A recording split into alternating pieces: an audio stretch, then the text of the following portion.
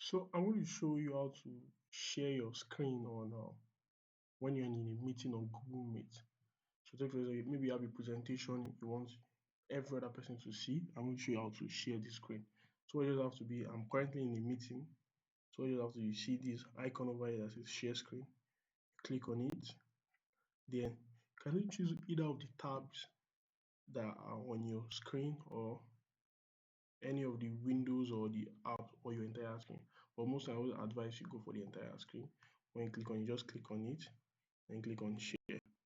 So right now, every single person looking at you my screen anyway.